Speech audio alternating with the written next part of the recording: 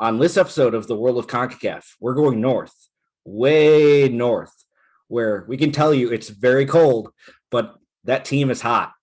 This is the World of CONCACAF podcast.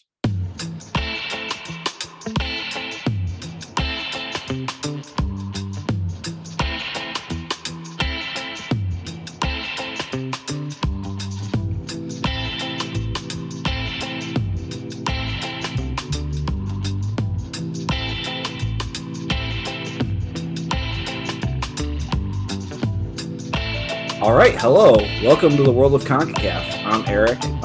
Donald, do we still need to introduce ourselves? I'm Donald, and yes, I think we should. But wait, Jonathan. Jonathan's here, right? Yeah, I'm here. Oh, so we're all here. So yeah, I think we should just let people know, make sure people know if this is your first time joining, what took you so long. But yeah, now you know who. Now you know names with voices, and I think that's important for anyone joining a podcast. So you know whoever said the really smart things, like, oh, that was Eric. He made a really good point. Things you won't be saying very often. All right. Well, we've got a lot to get to, and we don't want to make this too long, so we're going to get to it. First things first, I want to salute all of our Patreon subscribers. We launched our Patreon last month. We really appreciate your support of the podcast. So I want to shout out to our new subscribers, Reed Setzer, Evan Molly, Melissa Wiley, and Andrew Breezy. Thank you. Praise Breezes. Thank you for the support. We really appreciate it. Praise Breezes. There were some familiar names in that list, and we love y'all. We love all of y'all. Yes, we sincerely appreciate all the support. All of our Patreon subscribers also get access to all the cool stuff on our Patreon, which if you have checked it out yet, features our One More Round podcast, our bonus content. We've got some other content. I'm going to try to sprinkle in some new stuff this month, and our first written piece dropped. And the subject of that written piece that's our CONCACAF News Wire. We're getting right into it. A lot of World Cup qualifying going on, lots of soccer being played, but let's get to the important shit. CONCACAF Nations League is back. Let's go. We're back. We are back. It's 2022, and the greatest competition in sports is back. It's literally what this podcast was built for. I mean, yeah, it really was our inspiration. CONCACAF announced this week the details for the 2022-2023 CONCACAF Nations League. The draw will be held April 4th in Miami, and League A, League B, and League C will kick off in June. Varying schedules for each league because they have varying sizes. But the things you need to know: June 2022, March 2023 for the group stages. Then the much-awaited, much-anticipated CONCACAF Nations League finals, June of 2023, where the U.S. will look to defend its title as the only ever CONCACAF Nations League champion and indisputable champion of the world. That could be the fact that we're celebrating both a World Cup trophy and a CONCACAF Nations League double. But I think the other important thing with that April draw date is hopefully we will have a live reaction draw from CONCACAF. There will be content. Everybody hope that Duke doesn't make the Final Four. So Donald is able to join us. That's the only reason. Why am I in it? Why am I in it? Huh? Why am I in it? No, seriously. I think everyone should hope that Duke makes the title game, because I will do the podcast live from my seat at the Superdome, and I promise you, I will be supremely hammered for that. For everything. We can make that if instead of wearing any Duke gear, you're just the lone guy decked out in Anguilla gear. Yeah. Hey, Anguilla, they have a light blue. I can wear the white one. I can do that, or I can do the orange one just so I can stand out. But I'm telling you, as soon as the podcast is done, I'm putting on my Duke shit. That's happening. Sidebar, I do want to shout out Anguilla. I am rocking the Anguilla hoodie right now. You can't see this because this is a podcast. Anguilla won a game last month. They took on the British Virgin Islands over in England, got a 2-1 dub. This was coming off a friendly that they played against a 9th division English team where they lost 5-0, but big points for Anguilla. They should be moving up in the soon to be released FIFA rankings. Shout out to the Dolphins for that. But yes, CONCACAF Nations League is back. We're super excited about it. Expect a lot of content for that, especially for the draw, leading up to the draw. Honestly, it's the most important thing in the world. So yeah, I don't really want to add anything else to the newswire because there is no news that can compare to such things. So we're just going to move right into scoreboard watch because there was some soccer played back in January, I guess in February too. That was a long window. When the window breaks over 2 months, it kind of can be confusing. Yeah, and it ended on Groundhog Day. I mean, even Punxsutawney Phil got the shadow stuff out the way early because he knew World Cup qualifying was on that night. He died. No, that was the other one. Oh, the other one. Yeah, there's a couple. That was some other rat. They brought in replacement Phil like immediately. Like replacement Phil was like at your service, ready to go. All right, this is a CONCACAF podcast, not a Groundhog podcast. So let's stay focused here.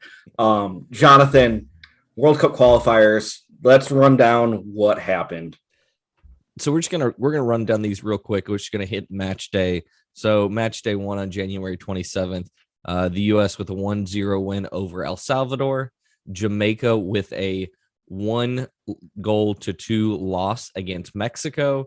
Honduras losing 2-0 at home to Canada, and then Costa Rica with a 1-0 win over Panama. Some big things that happened in that match day. Of course, being the late winner for Mexico. But I think the big story coming out of that was Canada just coming out and just cruising to their first ever point in San Pedro Sula. Yeah. I mean, that's a huge win for them. Not a lot of teams go into San Pedro Sula and win. And that's also the site of, as we'll talk about later, a historic thrashing that they had suffered in the past. So that's exercising some demons for Canada as well. But huge on Mexico, down 1-0 in the 80th minute, getting an 82nd minute goal from Henry Martin and Alexis Vega in the 83rd minute to get a massive 3 points in Kingston. I think for me, the biggest. Go ahead. I think the biggest thing for me, probably the biggest game of the round, or at least the biggest result, would be Costa Rica winning 1-0 at home against Panama. You're thinking them winning at home is something that they do quite often, but for them to get back into this race to get to the World Cup, that was a huge win for the team that's directly ahead of them. So those were 3 massive points for Costa Rica. Then, so moving on to match day 10 on January 30th, Canada with a big 2-0 win against the United States. We'll park that one for the side because we're really going to dive into this one with the laser focus tonight. Panama with a 3-2 win over Jamaica. Mexico with a 0-0 draw against Costa Rica. And then Honduras again losing 2-0 at home to El Salvador. I do want to quickly mention, I said that Canada got their first ever points against Honduras in San Pedro Sula.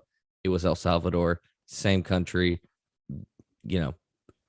equal amounts of World Cup history. Interesting note, that not only was El Salvador's first win in San Pedro Sula, that was the first time they scored a goal there in qualifying. And they're better rivals too. We've talked about this on previous episodes. Yeah, absolutely insane. The one thing I do want to shout out, obviously excluding the Canada-US game, Panama, that 3-2 win over Jamaica. Jamaica went up early in that game.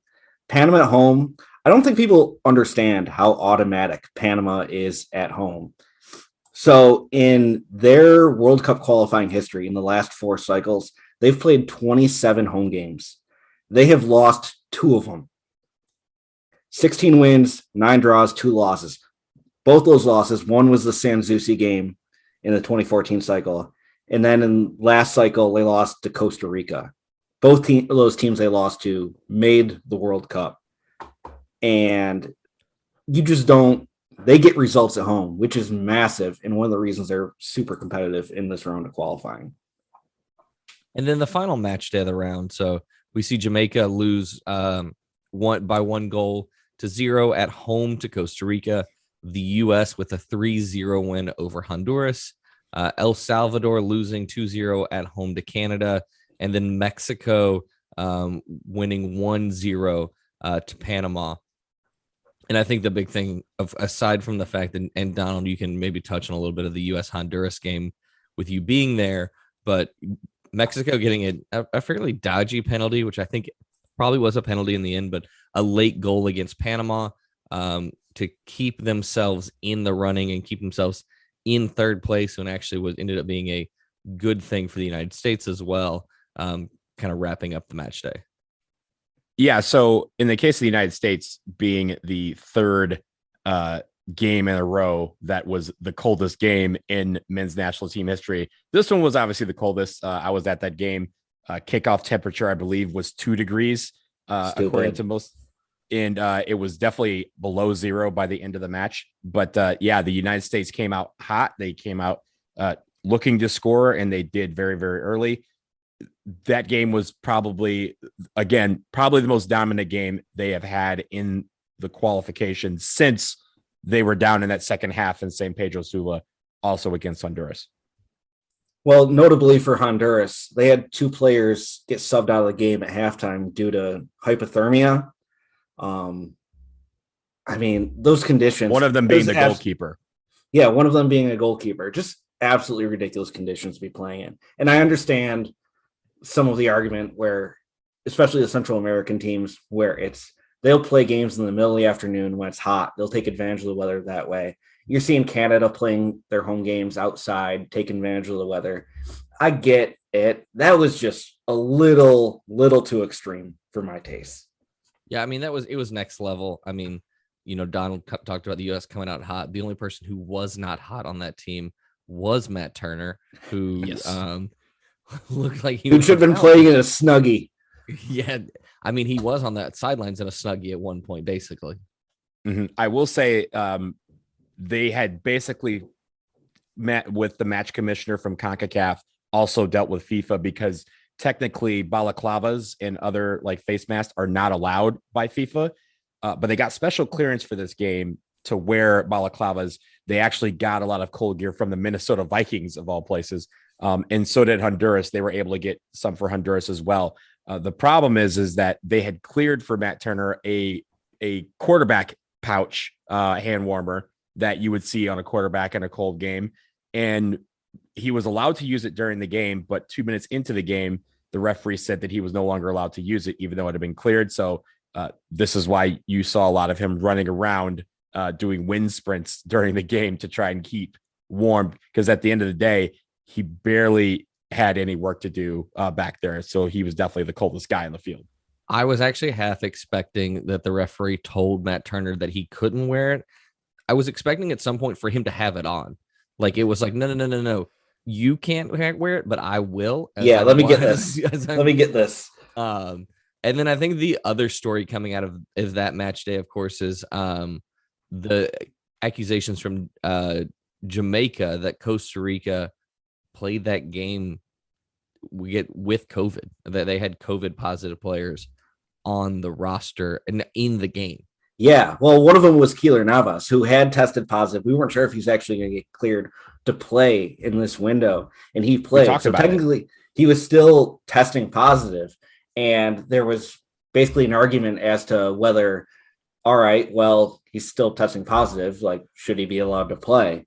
And Costa Rica says that FIFA said everything was cool. Jamaica, who lost the game, is clearly like, no, that was bogus. Like, this shouldn't count. We're complaining.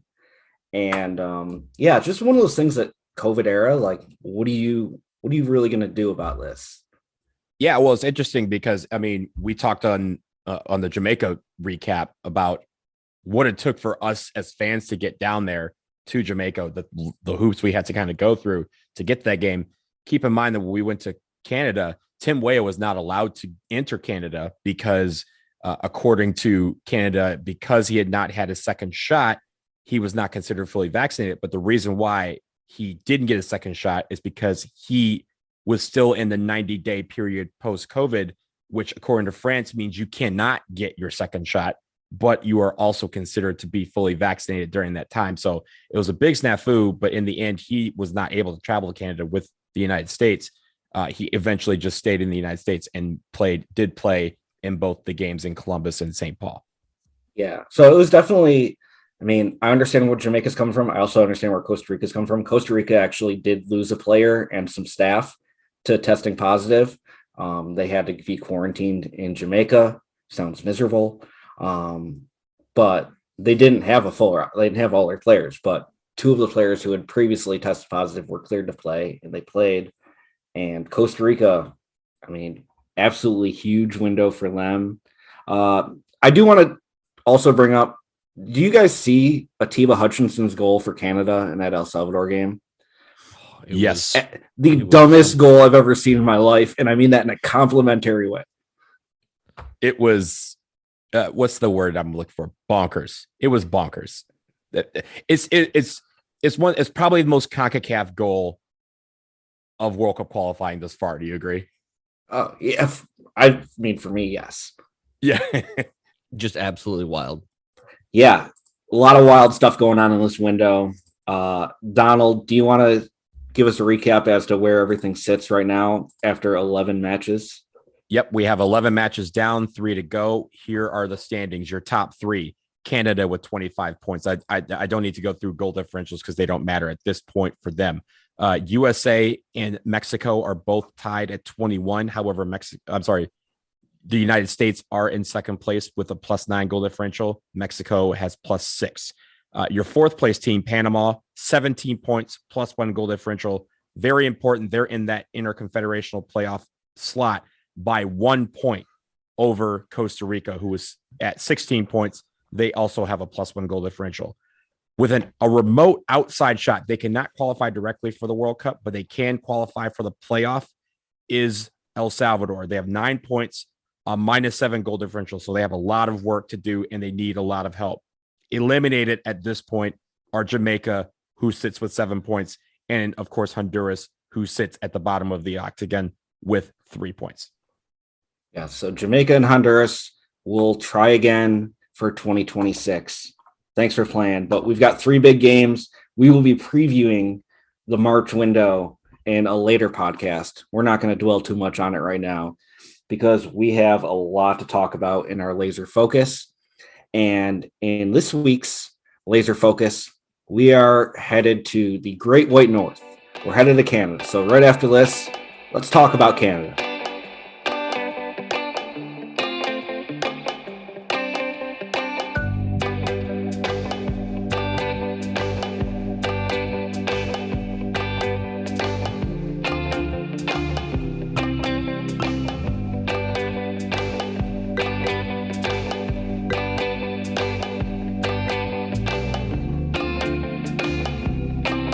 All right. This week, we're diving into Canada. So naturally, we're diving into a snowbank. Canada, the northernmost team in CONCACAF. Let's talk about it. First off, let's get some background. Jonathan, tell me about Canada, like their history. What's their deal? What's their deal? Their deal's a lot of things. So, I feel like many listening are, familiar with Canada. So, of course, looking back at, of course, the indigenous people, the Inuit and the Métis, that, were the first people here in, not here in, because we are not in Canada anymore. Thank God. Thank God. But no, they made up part of the First Nations within Canada.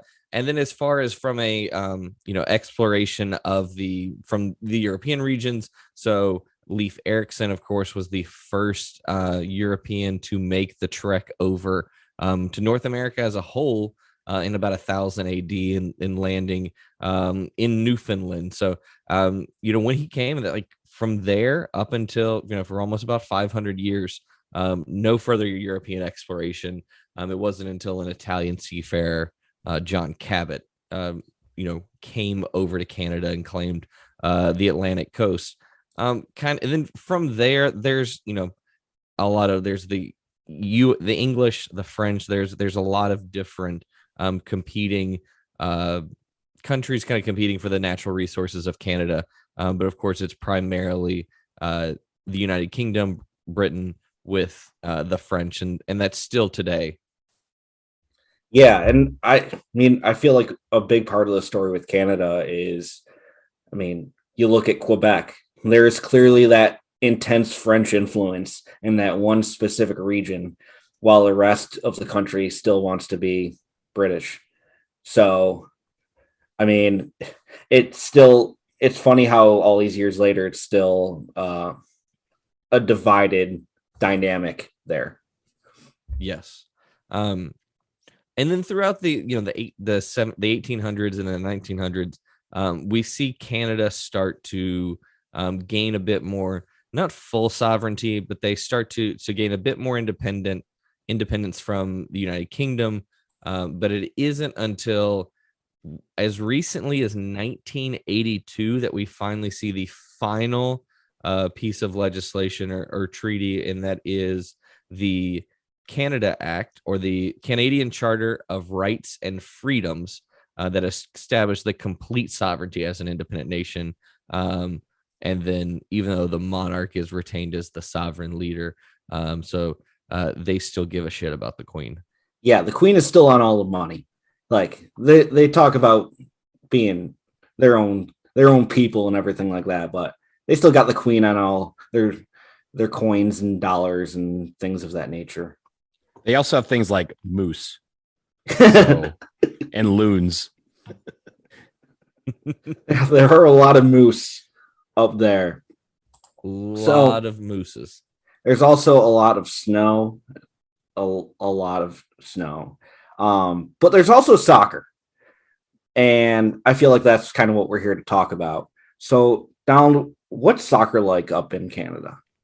So Canada is one of the most unique soccer systems in the entire world, because they have a hybrid system where there are essentially two pyramids, one sanctioned by the Canadian Soccer Association, their federation, and one sanctioned by U.S. Soccer.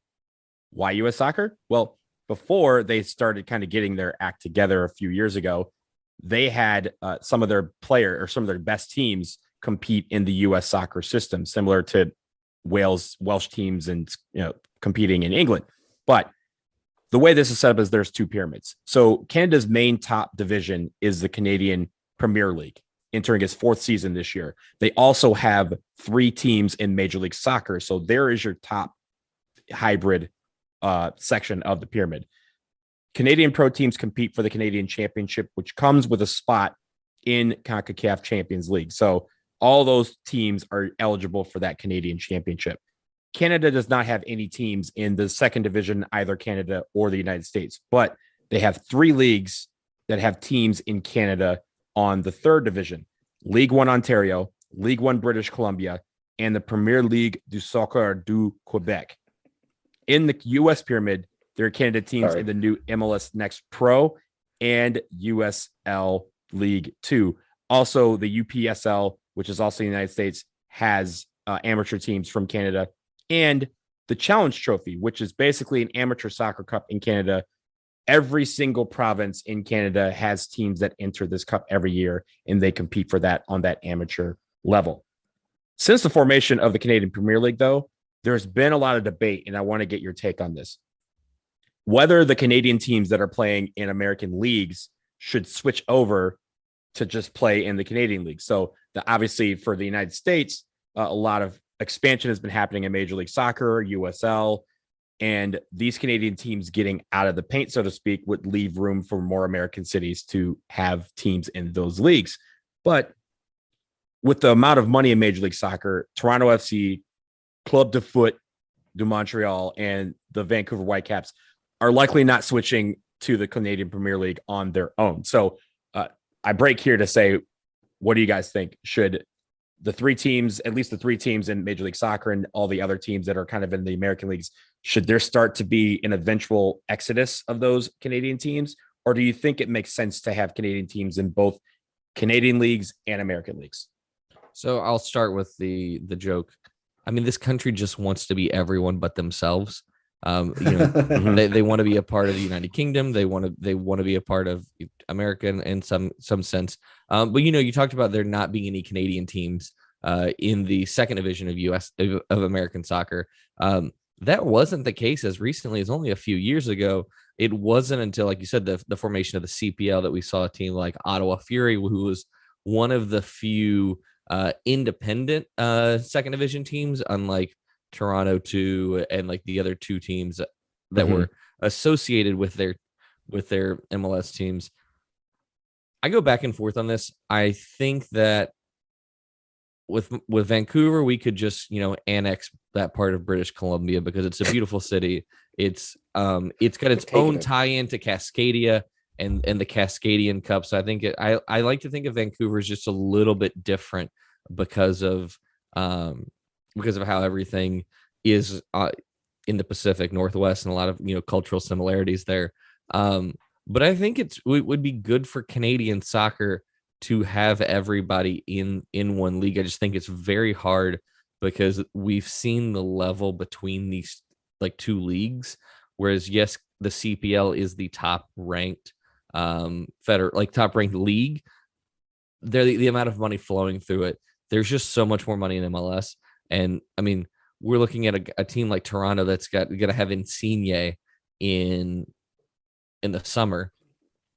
They would steamroll through. Yeah.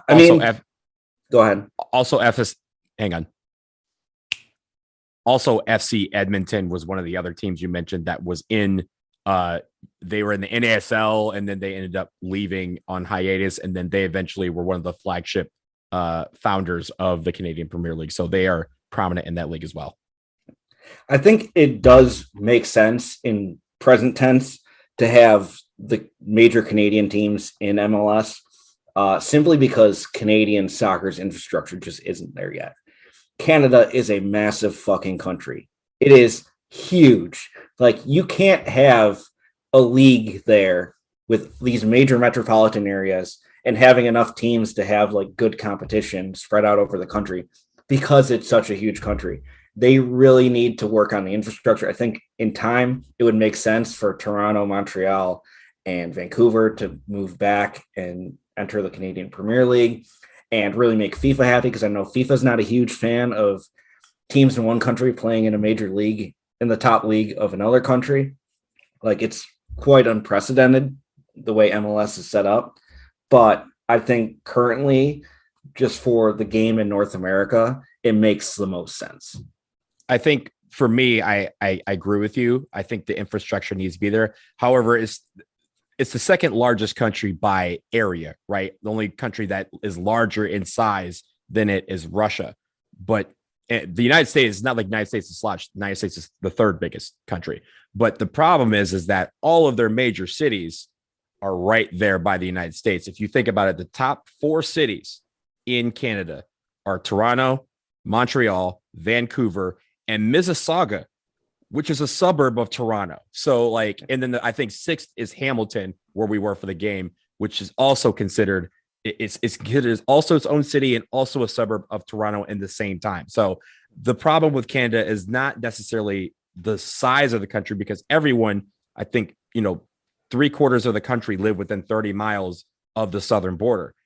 The problem is that they try to have all these leagues and all these teams, and they're trying to build it up through neighborhood teams. It's just not working for them so far. I do find it interesting you say the problem with Canada as if they only have one. Hey, they have 10 so that negates a couple. I also found it interesting you didn't refer to Hamilton as a suburb of Buffalo. We're saving that. We'll save that. We'll save that for one more round. Yeah, but Canadian soccer, it is building up. They're getting that infrastructure. The start of the Canadian Premier League is huge. Donald, they've had other leagues. What have the other leagues been like? Yeah, well, I left one league out that has been through several editions, but this league is called, it's still there, but it's been through several editions. I'll explain what that means. There is the Canadian Soccer League, which is a league that right now is not sanctioned by FIFA or the Canadian Soccer Association, but it does have 8 teams in Ontario that play in this league. It is now run by a breakaway federation called the Soccer Federation of Canada. It's basically one of those, think of Cascadia or Catalonia. They're part of that group where they are trying to be their own federation and do their own things, but they are not in any way associated with FIFA. They used to be the top league in Canada before the Canadian Premier League, but they had a big problem. In 2012, a story came out that revealed evidence about this league. This league basically was a random hotbed for match fixing, with players being accused of fixing games dating all the way back to 2009. In a league where players got a couple $100 Canadian per week, they were being bribed or receiving bribes in excess of 18,000 Canadian dollars to fix games. So much of this bribery and this gambling was around these games was centered in Eastern Europe and Southeast Asia. It was actually a large syndicate that fixed games all around the world. And you may have heard about it in places like Germany or Malaysia.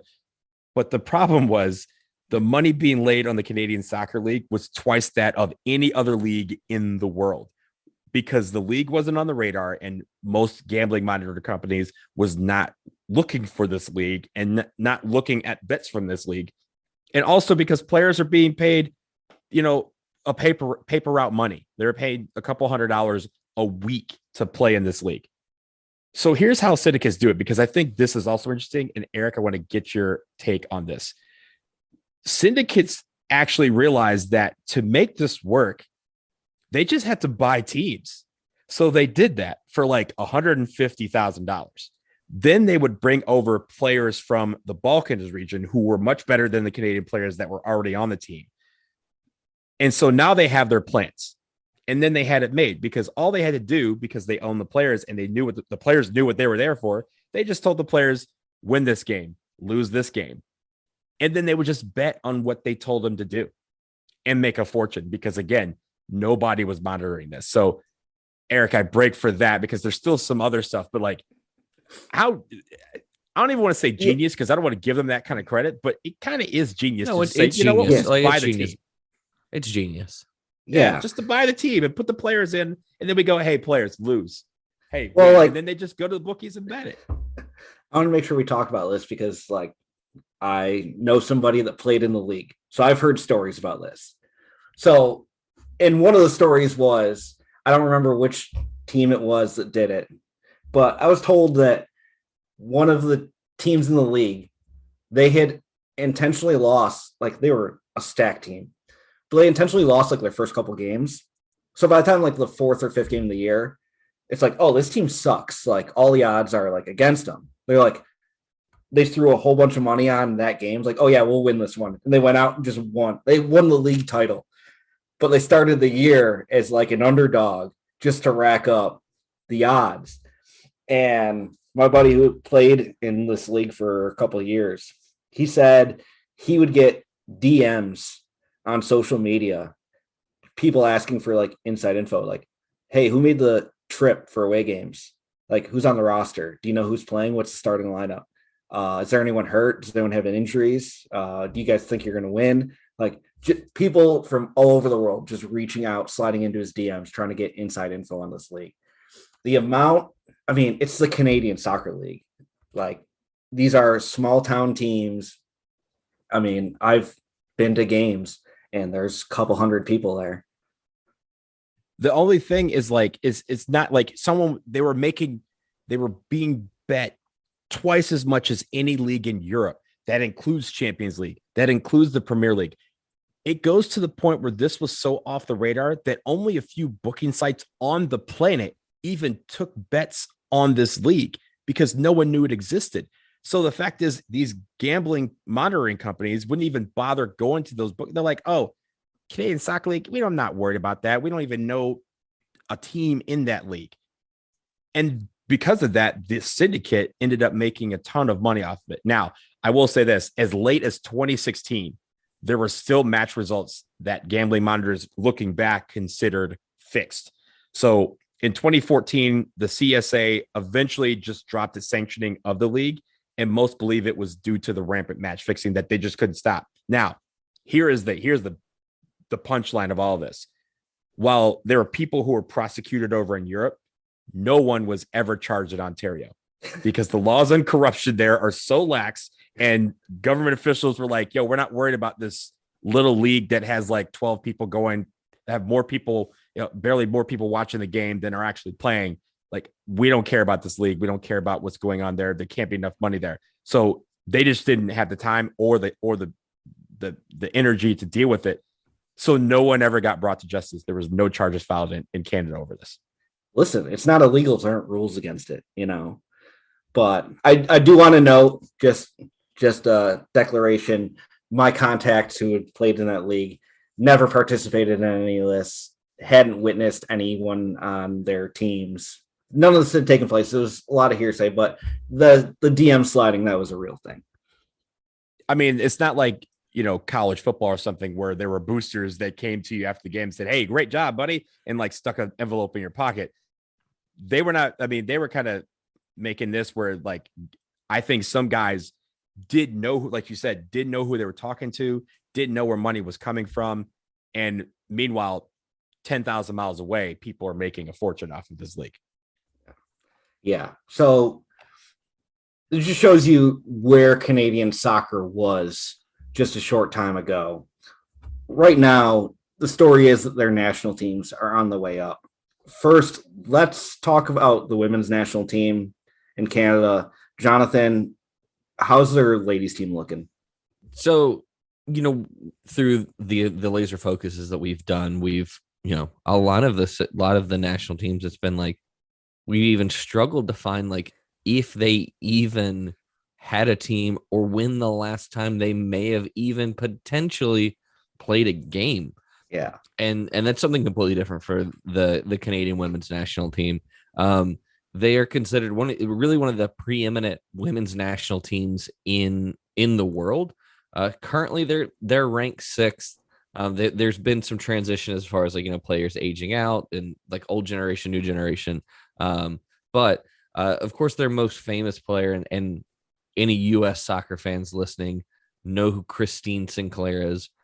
308 caps in international soccer, or in soccer, like in international soccer. So like top of that, she is the highest scoring player in international soccer. So at 188 goals, she is only one of two players that has scored in 5 World Cups. Like, she has been playing since 2000, which is just an unbelievable career for her. And looking at just the team as a whole, so they've never won a World Cup. They've been in 7 of them. Their best result was a 4th place finish in 2003.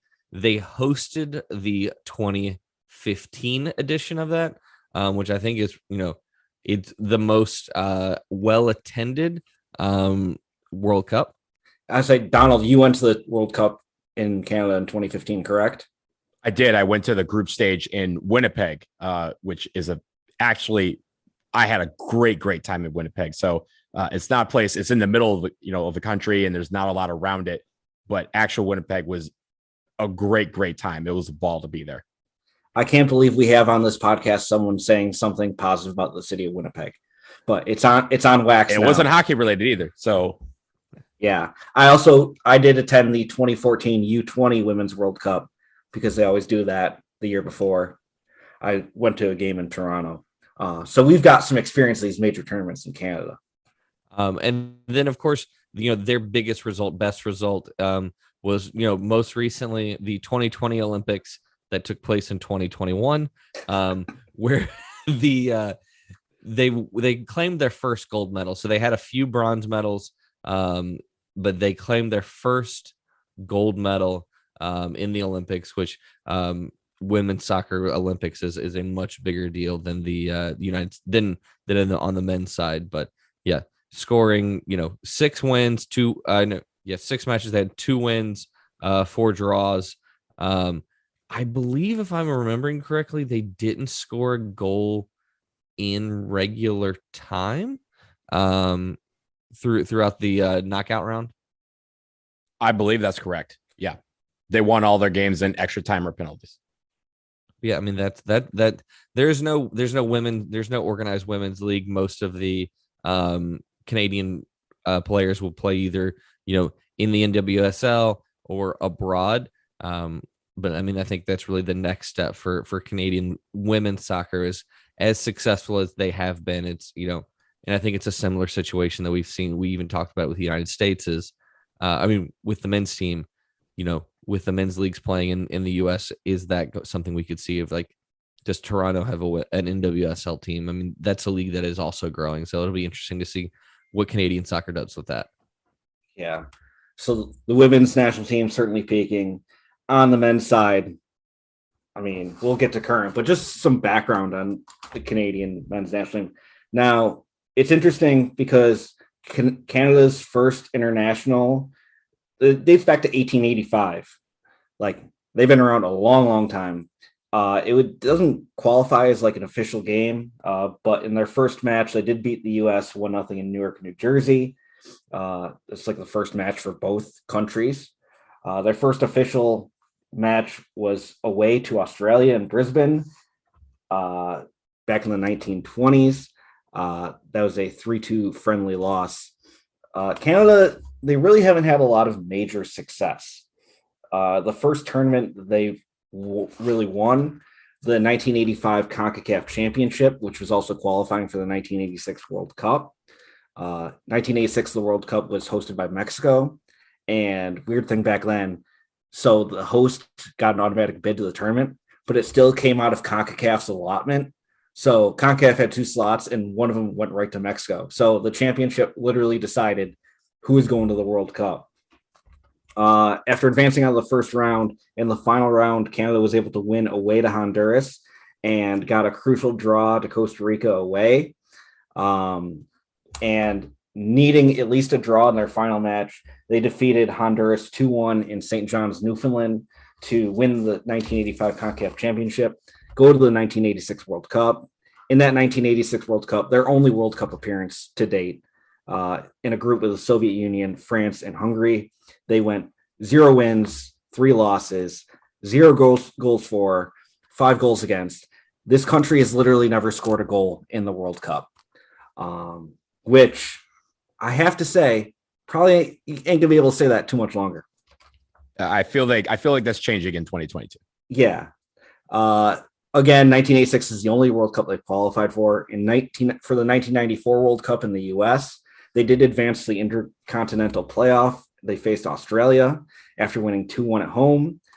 They lost 2-1 away, which sent the game to extra time. There were no goals in extra time. So a spot in the World Cup was decided by penalty kicks, and Australia won and moved on to the 1994 World Cup. Canada's next major accomplishment, the 2000 Gold Cup. I do want to go through this a little bit because it is some very CONCACAF shit. In Group D, they were with Costa Rica and South Korea. Again, South Korea in the Gold Cup. The 3-team group, top 2 teams were to advance. All 3 games in the group ended in draws, including the game between Canada and South Korea, which was 0-0. So both Canada and South Korea, at the end of the group stage where they had played 2 games, had 2 draws, 2 goals for, 2 goals against, 0 goal differential. They decided who would get through to the next round by coin flip. Flipping coins to get through to the Gold Cup. I remember that. So Canada moves on. They go ahead and beat Mexico in extra time in the quarterfinal. Huge upset. Beat Trinidad and Tobago in the semifinal. And who do you think they beat in the final? 2-0. That's right, Colombia, who is also in the Gold Cup for some reason. So Canada's only victory in the CONCACAF Gold Cup in 2000. After that, there really wasn't a lot of success. Most notably, in 2014 World Cup qualifying in the 3rd round, Canada went into their last game of the 3rd round needing just a draw versus Honduras, who they had drew at home. They went into San Pedro Sula and lost 8-1. A must-win game, they lost 8-1. Honduras got the 3 points they needed to move on to the Hex, and Canada was out. They did not qualify in 2018. But in 2018, there was a big change in the Canadian Federation. We talked about the success of the women's national team. John Herdman, their coach, Canada took their women's national team coach and moved him to the men's national team. And Herdman had some success. He's got a really interesting story. He didn't really play at any major level. He moved to New Zealand and got the job coaching the New Zealand women's national team in 2006. In 2011, he moved to Canada and took over the women's national team there, got 2 bronze medals in the 2012 and 2016 Olympics, and moved to the men's national team in January 2018. In 38 games that he's been in charge of the men's national team, they've got 28 wins, 4 draws, and 6 losses. And I think the one thing that people need to realize with John Herdman is that the reason why he switched from the women to the men is that he was up for the women's England job. And Canada basically said, hey, don't leave us. What can we do? And he goes, I want to coach the men now. And they go, great, it's yours. You can have it. And because of that, England ended up hiring Phil Neville. So I think England lost there. Just a little bit. In the end, Miami lost there because we see him make the move to MLS. So it really comes back to that. Yeah, but they've had some success. It is interesting right now. Canada's men's national team is ranked 40th at the time of recording. By the time this comes out, the new FIFA rankings will likely be out, and they are expected to move up to a new highest ever ranking. They do have, it's an interesting mix on the roster right now because you have these guys who've been around for a lot of the doldrums over the past decade plus. Guys like Atiba Hutchinson, whose first cap was in 2003. The dude's still scoring goals in qualifying. He's playing for Besiktas. Milan Borjan, obviously Jonathan's favorite player. His first cap was in 2011. Daniel Henry, first cap 2012. You've got like this core of like veterans who really didn't win much of anything, now mixed with this infusion of talent. Guys like Alphonso Davies, guys like Jonathan David, Kyle Larin, who just took over as the top goal scorer in men's national team history from Dwayne De Rosario. With the advent of all these MLS academies, like young talent is just brimming in Canada, and you're seeing this right now. They're unbeaten in World Cup qualifying. In 2021, they went 13 wins, 4 draws, 2 losses. They're riding high. And as we saw in World Cup qualifying, they keep winning. We saw that in person. And we're going to take a quick break, and then we're going to go to Pod on the Road and talk about going to Canada. One thing I do want to mention before we go to Pod on the Road, as good as they have been, there's one thing they've never participated in, and that's the CONCACAF Nations League final. We'll be back after the break.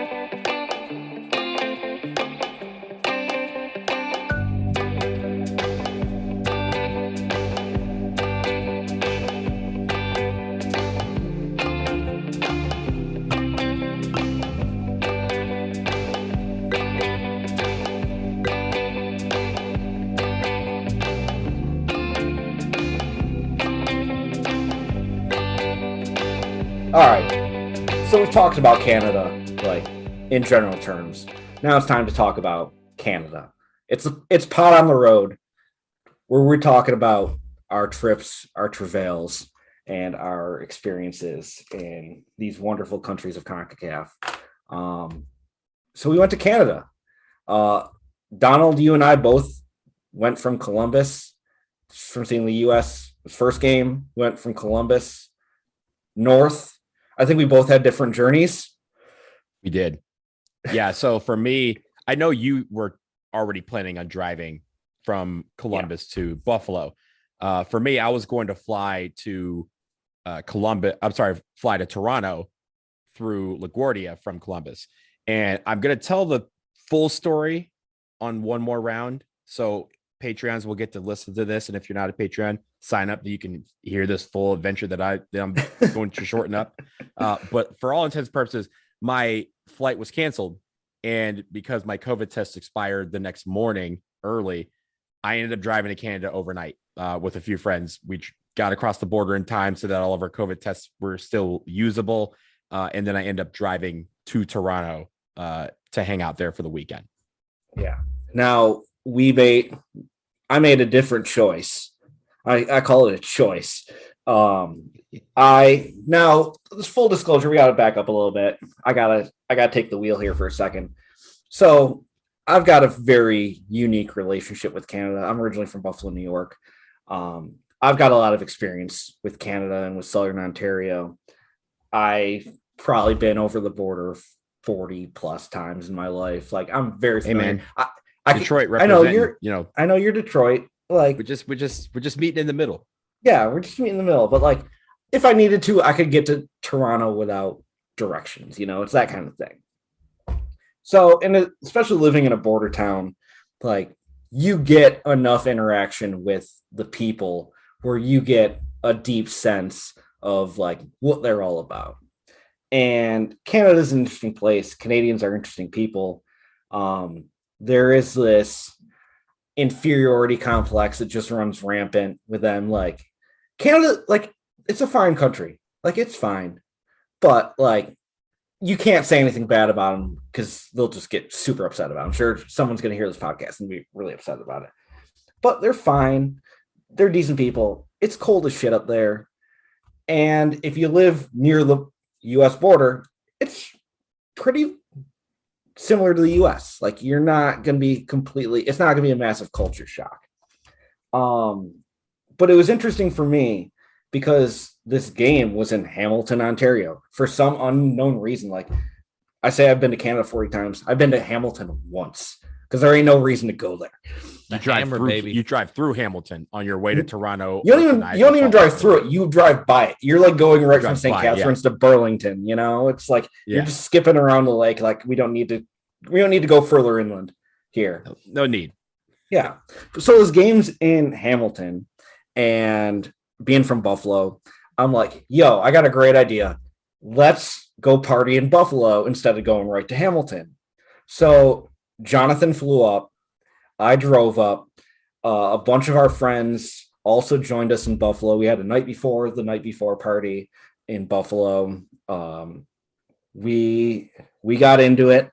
Shout out the old Pink. Yeah. Shout out Ballyhoo's. Yeah. Yeah. You went to Ballyhoo. Shout out Big Ditch. Yeah. Big Ditch was a good time. Oh, I love that place. Yeah. Jonathan went to a nice bar, Ballyhoo. I went right to join people at the old Pink, which is a classic Buffalo dive bar. Closes at 4 a.m. They say nothing good happens after midnight, like, go home kind of thing. Nothing good happens after midnight. It's open till 4 a.m. So needless to say, they also say don't go to the old Pink before midnight. Yes. And we were there well before midnight. What time did we grab that Uber? Like 3:30? Yeah, it was late. And we'll get into this, some more of the things that happened after. We'll save a lot of stories for one more round. But I think so. My first trip into Canada proper and spending time in Canada. So day before the game, we made the drive up to scenic Hamilton. Stopped at Niagara Falls, which was absolutely gorgeous. Seeing it frozen. Check it off the list. Yeah. I think even you can check some of our social media stuff. We put some stuff out from there. And then had the wildest night before party I have ever been a part of in lovely Hamilton.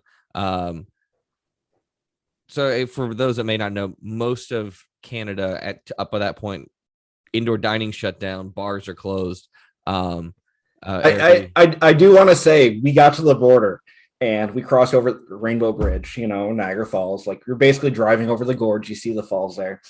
We get to the border. The patrol guy is like asking us questions. We give him our information, everything like that, our COVID tests. And he's like, you guys know there's nothing to do up here, right? Everything was closed. Mine said that too. He's like, everything's closed. We're like, that's fine, whatever. Yeah, like, okay. Literally, I told him, Jonathan can vouch for this. I told him, yeah, we're just going to sit in the hotel room, drink beer and watch Hockey Night in Canada. Like, almost like a joke.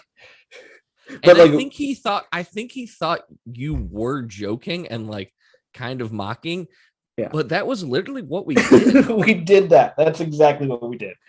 So for me, I was in Toronto and we were going to stay in Hamilton, but once they put in the COVID restrictions, we said, let's just stay in Toronto. There's not anything to do in Hamilton. And there's more opportunity to do things in Toronto. So yeah, it was really, really cold. But they did have outdoor patios at some places that were open. So we did go to one. It was very, very cold. We ate lunch very quick and then abandoned that very, very quickly. But we went to a place called I forgot the name of this place. Members only. It's called Members Only. And it had had waffles that were shaped like male parts.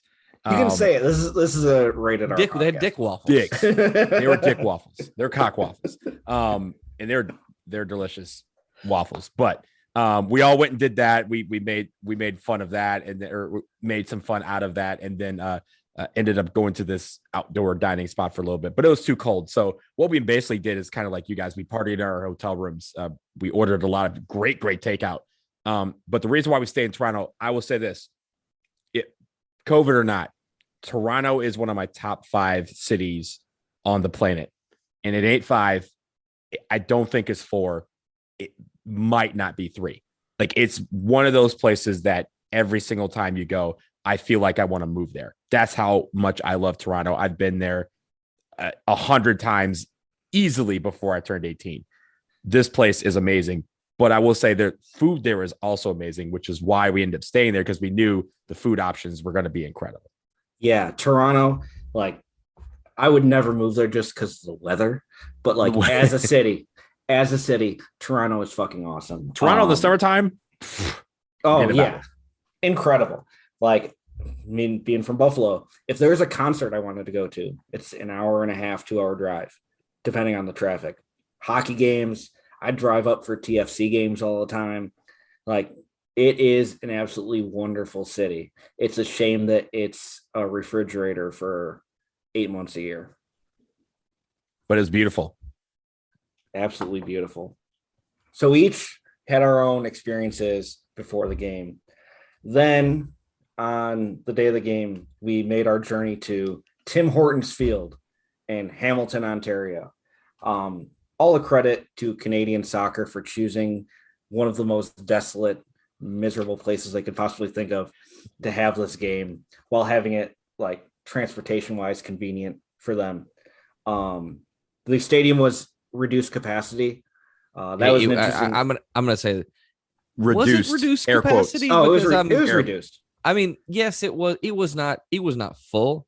I didn't say half capacity. I said reduced. They were definitely they built it as 50% capacity. That wasn't 50%. I do want to note they did not announce attendance. They said sold out, reduced capacity crowd. They did not give out a number, so they knew what they were doing. But if you missed some of the stuff before the game, so they'd put tickets on sale back in December. Was it early December? It was like mid-December. The thing sold out in pre-sales, completely sold out. The stadium seats about mid-20s, 23, 20,000. I think. Yeah, around that. I will say game.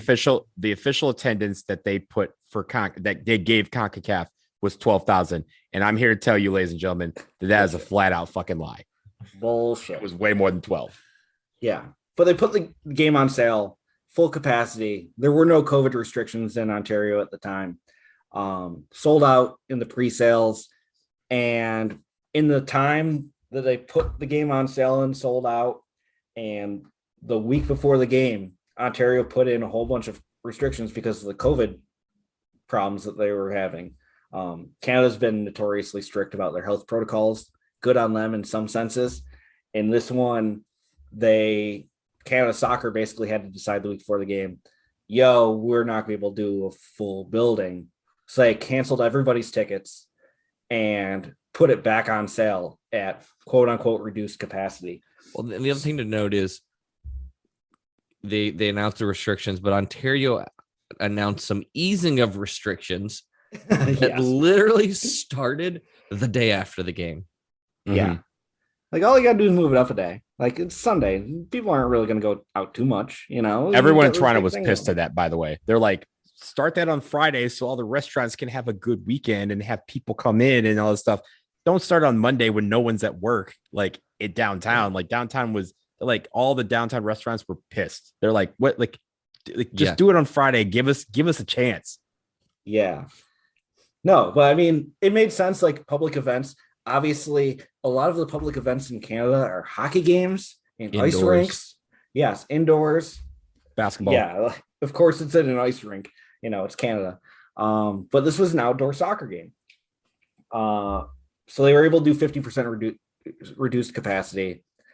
Tailgating was okay. I didn't see too many Canadian fans like really set up and drinking, although we did get there kind of late.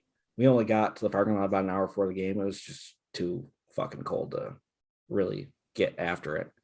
But all the US fans had like their back corner of the parking lot, got together, had some drinks, and then the game.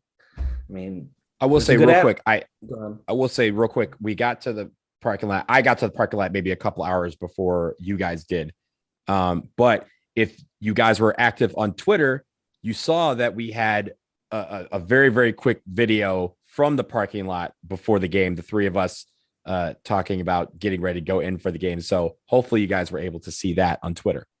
Yeah, that ended up going through at like 8:30 that night after we got back to Buffalo because, sorry, Bell, your service sucks. Said that was not a timely post. Jonathan, this was your first road game of qualifying. Donald and I have been doing all of them. What was your thoughts on the vibe? So I mean, so the first road game of this cycle, and I won't say like it's a stark contrast to the last road game I went to, which was Azteca away. Because it was cold. Oh no! From the fan experience, Canadian fans are very nice, and it's that fake nice. It's that fake Southern nice. Like Yeah, but it's just like it's kind of annoying. Like you can't really talk shit. Some those of them that may know some me talk a little trash though. oh yeah. I mean, there was a definitely trash little talking. bit, but like Some had to be told like, yo, you're now about this life that we live. Like I we mean, like we're but from like going in, like going States. going into the game, they were super nice, and then it Oh, was yes. after the result.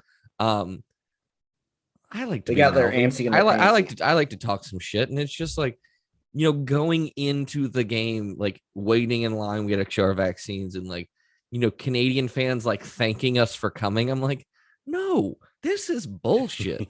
Like, See, like so, I mean, for me, it was interesting because of the location. I mean, this was the biggest away crowd we've had for an away qualifier this cycle. Like, there have been games where it's been like 22 of us, and so like a tight group, and we're all kind of chill. This was a lot of people who this was their game that they could get to go to, and it's almost interesting because like when it's a smaller group, you tend to be a little bit more like polite and diplomatic. But if you got like the crowd numbers, you get a little more energetic. So I felt like there was more back and forth with chants and things like that. gestures at the crowd. Yes, from both fans. There was a couple people at halftime that got told in no uncertain terms, you need to watch what you're saying because we are still Americans and we are actually about that life that you were portraying. One guy was like, the funny thing is, and here's the other thing, a lot of hockey jerseys there, lot of hockey jerseys there. And I think obviously that makes sense because that's their national sport. But I did see, to their credit, I saw quite a few Canadian soccer jerseys in the crowd, which goes to show you that sport is actually building some momentum They were all TFC jerseys. The national fan base. Yeah, They're but all also there were a lot of TFC jerseys, as Jonathan mentioned. Yeah. But like, also it was fucking 18 degrees Fahrenheit. Yeah, like a hockey jersey you can fit over a parka. It's a little harder to do a soccer jersey, so it made sense. And obviously, everyone in Canada has a hockey jersey. FYI, they are not They have not won the most recent World Junior Hockey Championships. That's U.S. Also, title. they haven't won a Stanley Cup since 1993, but we digress. Yeah, it's just hockey. It's not anything that's important to them. But there was a little bit of shit talking. I got the hell out of the stadium as soon as I could, went back to the car. I was not happy about the performance. I actually have not seen the U.S. beat Canada in person. So as a Western New Yorker who grew up near the border and obviously a hockey fan, like, it's a little bitter pill for me to swallow, but it was nice getting back to America within an hour after the game. That was the easiest trip back that we've had. But any other thoughts on Hamilton? Again, I love Canada. I'd go back. I mean, I would assume that the next time Canada hosts the U.S. in a major game where they have a home game, they're putting it in Hamilton after this. But it also won't be January. Yeah, which means BMO. Yeah. I mean, you go with what works. All right. So we'll wrap up Pod on the Road there. We'll have more talk about this in one more round, which you can find exclusively on our Patreon. Please subscribe, support the podcast. We'll be joined by a fourth member of World of CONCACAF during one more round as well. Yeah, Jonathan gets to regale you with that. But all right, now that we're through Pod on the Road, it's time for the real important shit. It is real team or fake team. Jonathan, you're up. Donald and I have 6 hot Canadian teams. You have to decide if they're real or if they're fake. Donald, I'm going to defer to you to lead us off, but give us our first team. Before we start, I do just want to remind people I am the reigning champion at getting 5 of 6. Let's see if I can go for 6 for 6 this time. All right. We'll see about that. We will start with this team then. Okay. This team that I'm giving you, Calgary Dinosaurs. I have a question. Are all of these teams active? Like, or Correct. they are active teams. We assume that every team that is in real team, fake team is an active team. I'm going to go real team. Calgary Dinosaurs real? Yes. Are you serious? Yeah, it's real. It's real. They're in the Alberta Major Soccer League. What does Calgary have to do with a dinosaur? That's my question. All right. My first team. Pro Stars FC. It's just generic enough to be fake. I'm going to go fake team. Pro Stars FC is a real team in League One Ontario. They're based out of Brampton, Ontario. 1 for 2. All right. So your next team, Stade de Foot Québécois. My French is lacking. Fake team. It is a fake team. Stade de Foot Québécois means the Quebec football stadium.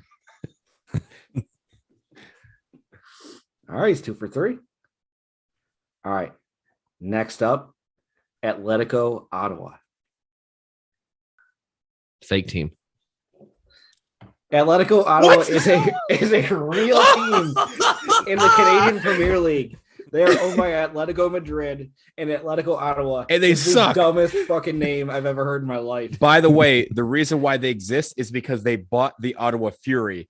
And when the Ottawa Fury left to go to the Canadian Premier League, they were rebranded as Atletico. That's right. Ottawa. That's right. Yep. Yeah. Atletico Ottawa, because you think and they suck. Spanish football when you think of Ottawa, Ontario. I mean, that we do have Rio OKC. Like, I mean, I guess.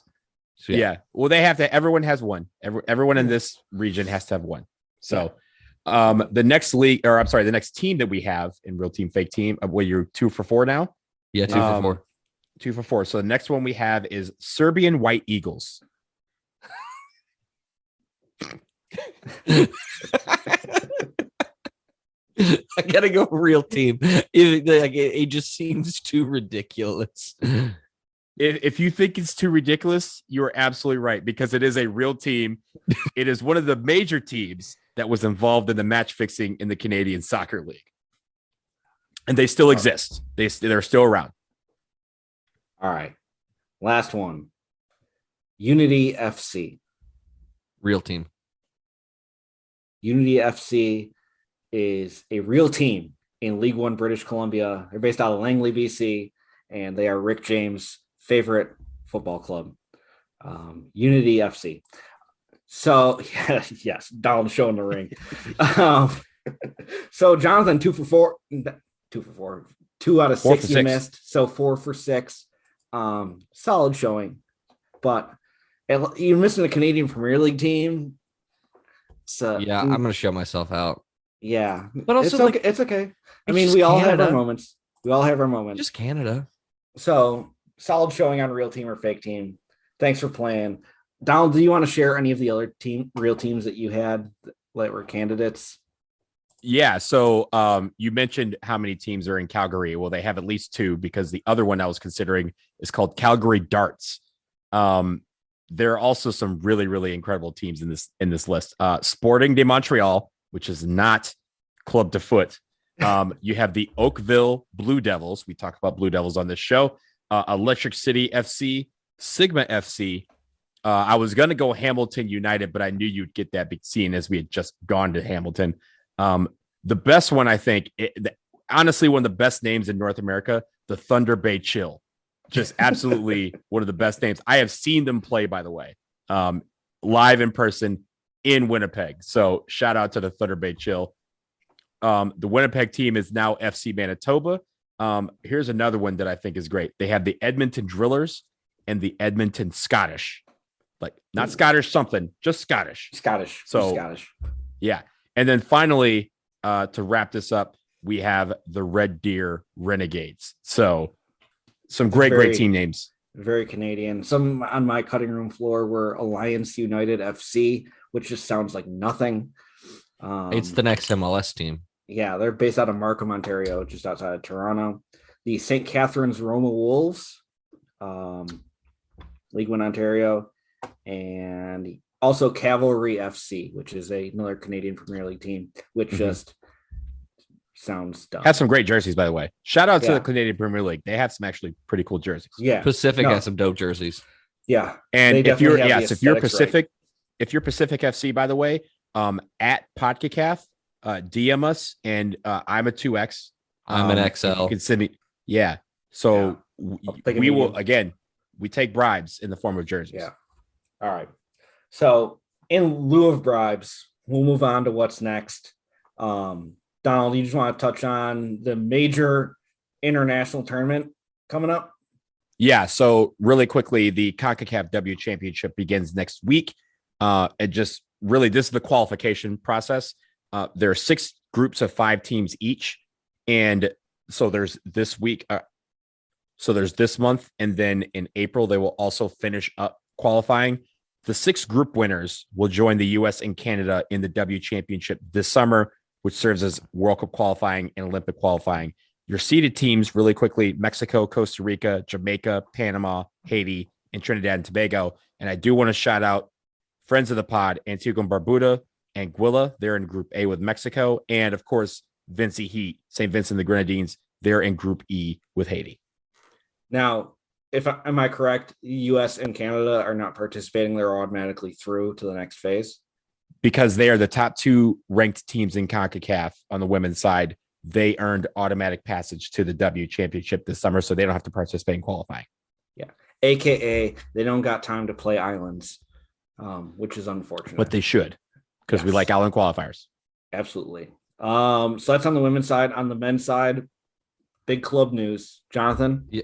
Yeah. So on the big club side, this week, not this week, next week. So by the time you've probably heard this podcast, we will see the 2022 CONCACAF Champions League kicking off on February 15th. So we have 4 teams for the U.S., 4 teams for the United States, or from Mexico, Canada, and Haiti, Guatemala, Honduras, and Costa Rica. I do just want to give a shout out to New York City FC, who is playing at their new home, the Bank of California Stadium in Los Angeles, California. Yes, that is right. NYCFC is playing a home game in LA. Yeah. They can get a star on their jersey, but they can't get a damn stadium. All right, we'll wrap it up there. It's been a nice long episode. Make sure you listen to us. Make sure you follow us on social media. We're at CONCACAF on your Twitter, Facebook, Instagram. That's at POD CONCACAF. Donald, do you want to let everyone know what you're working on this month? Yeah, so this month, as we all know, is Black History Month, and over at Stars and Stripes FC, I've been doing over the last few years a series of Black History posts, both domestic in the United States and also abroad, other parts of the world, news on or history moments, players, about Black history in soccer, because it is soccer history. So there are a couple of CONCACAF ones this month, one being the Reggae Boys in 1998 going to the World Cup. We talked about that back in November, but I did do an outwards article about how they got through that process, because they're one of the few CONCACAF teams to start at the very, very, very, very, very beginning qualifying in advance to a World Cup. So go check that out, starsandstripesfc.com. That's where I'm doing those. I'll be bringing you stories all month. Go ahead and check them out, and I hope you enjoy them. Yeah, definitely some good shit. Definitely check that out, and definitely check out our Patreon, patreon.com/podcacaf. Please support the podcast. You can contribute as little as $1 a month.